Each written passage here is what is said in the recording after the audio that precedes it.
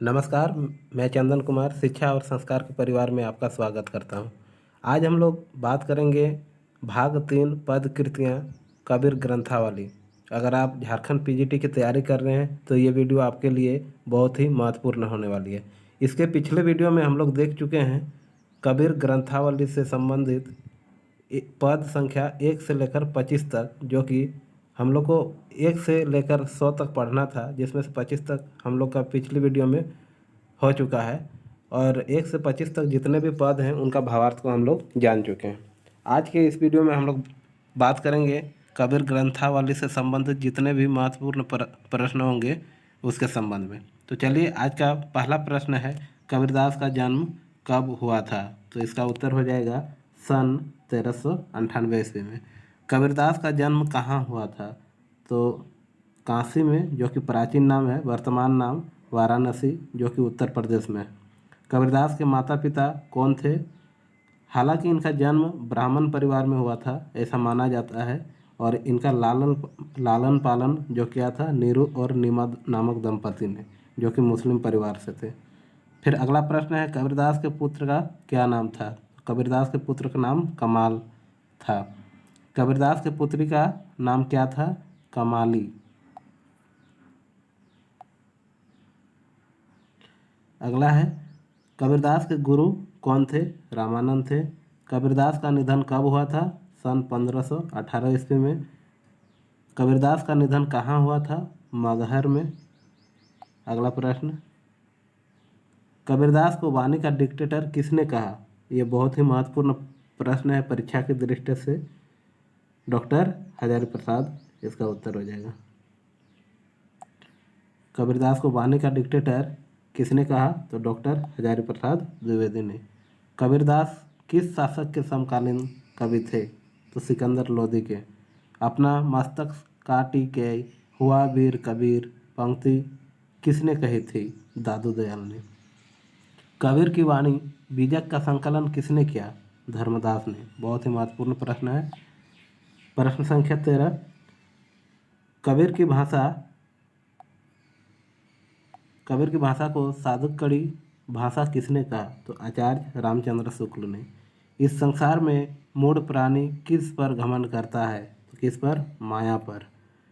जैसी बाढ़ी काष्ठ ही काटे अग्नि न काटे कोई पंक्ति में कौन सा अलंकार है? तो उदाहरण अलंकार। जैसे बाढ़ी काष्ठ ही काटे अग्नि न काटे कोई, मतलब जैसे जैसे आ गया ऐसे शब्द में अधिकतर उदाहरण अलंकार होता है।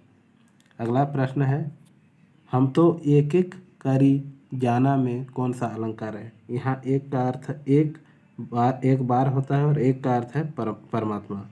हम तो एक एक करी जाना में कौन सा अलंकार है? तो इसमें यमक अलंकार हो जाएगा। कबीर ग्रंथावली का संपादन किसने किया? तो डॉक्टर श्याम सुंदर दास ने। कबीर की साखी में कुल कितने अंग हैं? 59 अंक हैं। कबीर की साखी में कुल साखियाँ की संख्या कितनी है? 809 है। गुरुदेव को अंग किस क्रम का साखी है? गुरुदेव को अंग किस क्रम की साखी है? प्रथम अंग की। सुमिरन को अंग किस क्रम की साखी है? दूसरा अंग।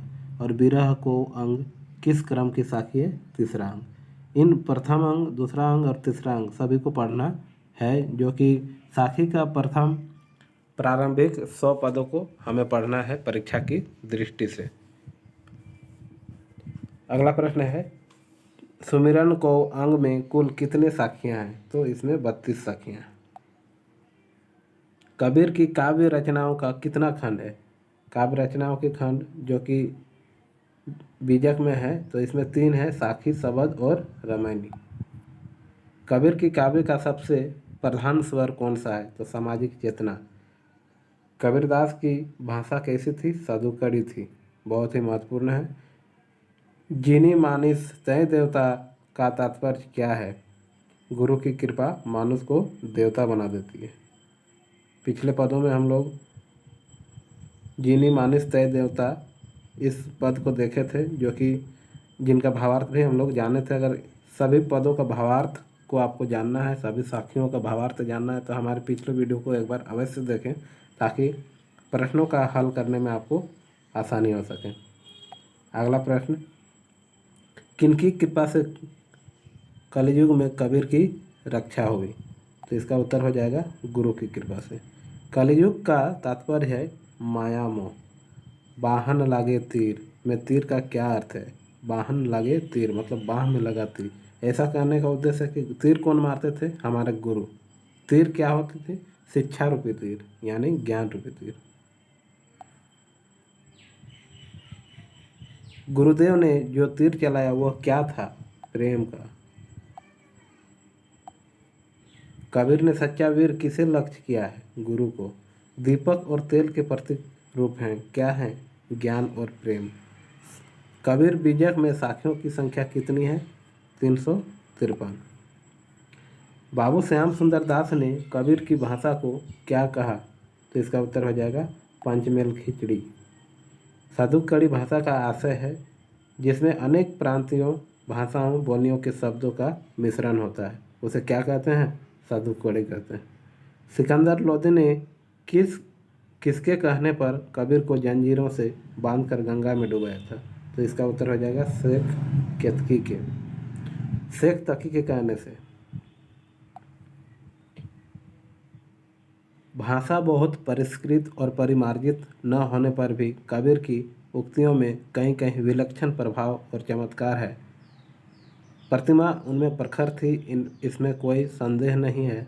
यह कथन किसका है? तो इस प्रकार के कथन आपको परीक्षा में देखने को मिलेंगे जो कि बहुत महत्वपूर्ण होते हैं। तो इस प्रकार कथन को आप याद जरूर कर लें। तो इसका उत्तर हो जाएगा आचार्य रामचंद्र शुक्ल। कबीर की वाणी का संग्रह बीजक कहलाता है। इसके कितने भाग हैं? 3 भाग हैं, साखी, शबद और रमैनी। कबीरदास किस काव्य धारा के कवि थे? तो कबीरदास वास्तव में भक्ति काल के, निर्गुण धारा के और ज्ञानाश्रयी शाखा के कवि थे। संत काल का प्रतिनिधित्व कवि किसे माना जाता है? तो इसका उत्तर हो जाएगा कबीरदास को। कबीरदास के काव्य में मुसलमानों का क्या प्रभाव पड़ा? एकेश्वरवाद का प्रभाव पड़ा। नगरी प्रचारणी सभा द्वारा प्रकाशित के संपादक कौन है? श्याम सुंदर दास। कबीरदास भक्ति काल की किस काव्य धारा का प्रतिनिधित्व करते हैं? तो इसका उत्तर हो जाएगा ज्ञान मार्गी। अगला है, कबीर ने किस राम का गुणगान अपने काव्य में किया? तो निर्गुण राम। साखी शब्द का तात्पर्य है गवाही, जिसको हम लोग साक्षी बोलते हैं। कबीर को गुरु महिमा का भाव किस परंपरा से प्राप्त हुआ? सिद्धों से। कैसे? सिद्धों से प्राप्त हुआ था। गुरुदेव को अंग में, अंग शब्द का शाब्दिक अर्थ है अंक। पहला अंक, दूसरा अंक, इस प्रकार के होते हैं, तो अंग कहा गया उसे। अगला है, खालिक खलक में खलीक सब घट रहा समाई में कबीर की किस भावना का अभिव्यक्ति मिली है? तो इसका उत्तर हो जाएगा ब्रह्मवादी भावना की। राम नाम के पट तरे देवे को कछु नाही, इसमें पट तरे का क्या आशय है? पट तरे मतलब बदले। राम नाम मतलब गुरु का जो ज्ञान मिला उसके बदले मुझे गुरु को देने के लिए कुछ भी नहीं है। पट तरे मतलब गुरु के बदले, देने के लिए कुछ नहीं है, बदले में। कबीर के अनुसार गुरु किस तरह अपने शिष्य को भेदते हैं? भेदते हैं मतलब तीर से भेदते हैं। किस तीर? ज्ञान रूपी तीर। तो इसका उत्तर आ जाएगा ज्ञान से। कबीर ने अंधे गुरु के अंधे चेले का क्या हाल दर्शाया है? तो दोनों क्या हो जाते हैं? कुएं में गिरते हैं। जो अज्ञानी गुरु होगा और शिष्य भी उनका अज्ञानी होगा तो ऐसे व्यक्ति का कभी उद्धार नहीं हो सकता है, कभी वो सफल नहीं हो सकते हैं, बल्कि क्या हो जाएंगे? दोनों कुएं में गिर जाएंगे, मतलब उनका विनाश निश्चित है। बारी फेरी बली गई जित देखा तित तू।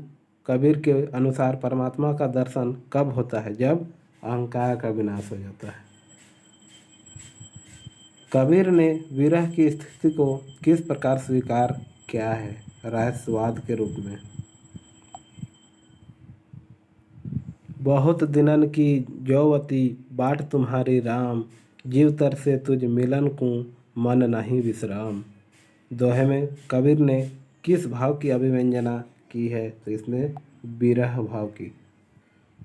बिरहीन उभी पंथ सिर पंथी बुझे धाई, एक शब्द कहे पीऊ का कब्र मिलेंगे आई।